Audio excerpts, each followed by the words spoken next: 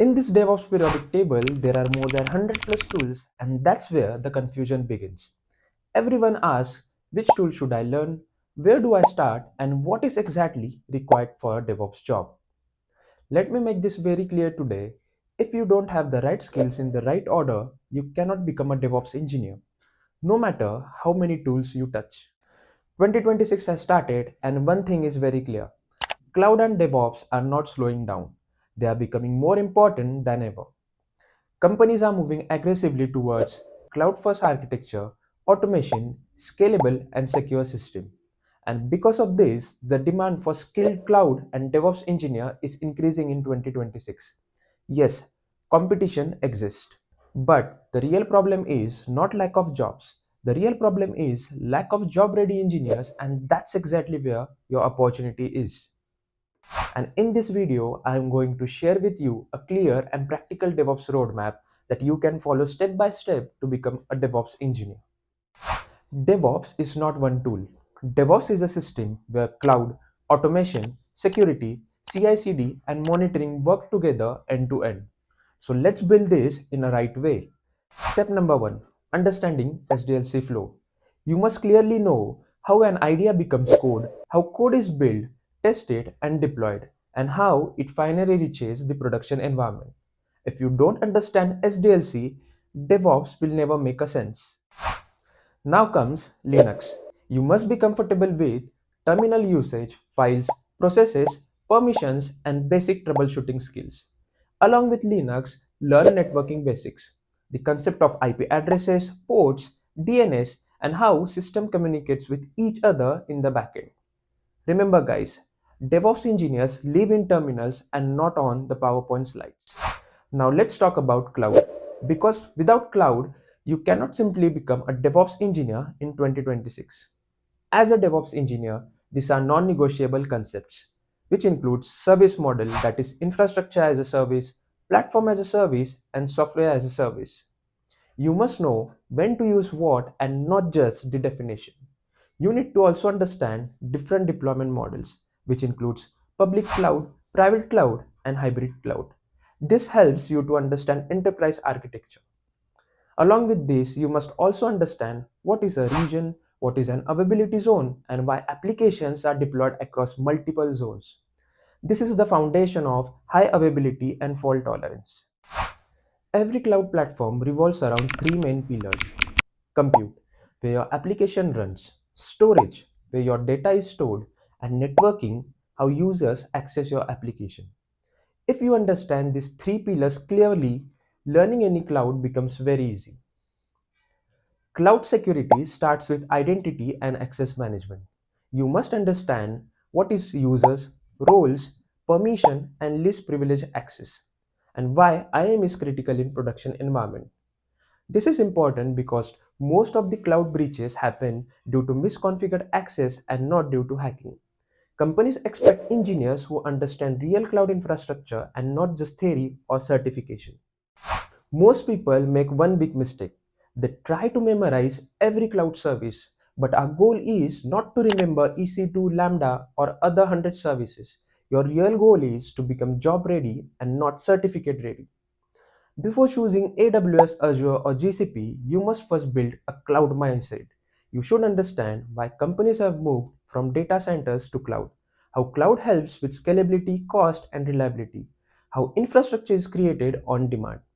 If you are a fresher, you can definitely go with AWS since it has more market share and can provide you more job opportunities at the initial stage of your career. Now, this part is very important. You are not cloud ready until you create a cloud free tier account, deploy your first real application, access it using a public URL, understand how traffic reaches your server, and check the billing dashboard. Even a simple EC2 deployment is enough, but it must be your own deployment. This will teach you the compute, networking, security, and real production flow.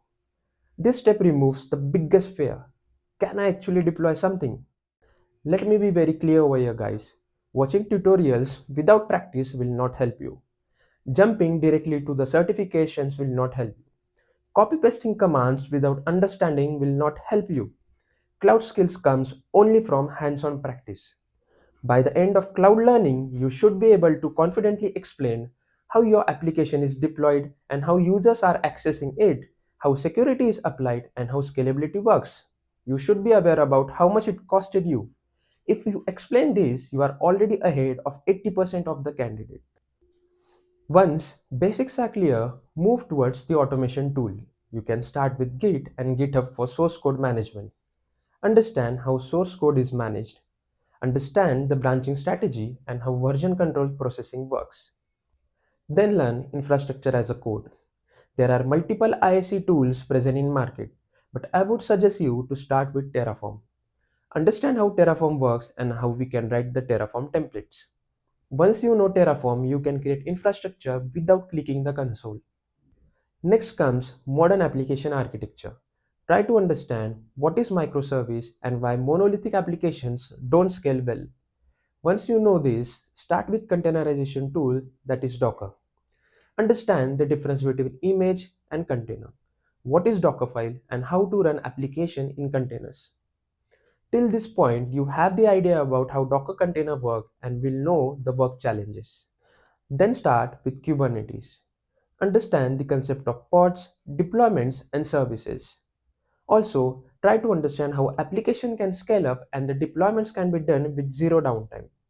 Along with this, try to learn Helm and understand to manage and deploy Kubernetes manifest files easily using the Helm charts. Now integrate everything using a CI/CD tool like Jenkins. This is where DevOps becomes real. Now comes the most important part. Does a DevOps engineer need security skills? Absolutely. Think of DevOps like a cricket kit bat. Bat alone is not enough. You need helmet, you need pads and guards. Same way your infrastructure needs protection. Learn cloud security and try to gain some hands-on experience on services like NACL, WAF, GuardDuty, AWS Inspector. Along with this, also try to understand some DevSecOps tools like SonarQube and Trivy. Now update your pipeline by adding these security checks. Deployment is done, but this is not the end. Your application must run 24 by 7, and that is why the monitoring plays a very important role. Try to understand the concept of metrics, logs, alerts, and that is where your tools will be coming into the picture. You can focus upon Prometheus and Grafana. Monitoring is very important, guys, because monitoring tells you the problem even before your users are going to complain. So now your DevOps engineer bucket list is ready. You have the right foundation, the right tools, and the right learning order. You now understand how everything connects end to end. In the next video, I will break this roadmap even deeper and share all the subtopics you must cover for each tool so that you know exactly what to learn and what to skip. If you are serious about becoming a DevOps engineer in 2026, please do subscribe to our channel and stay consistent. I will see you in the next video.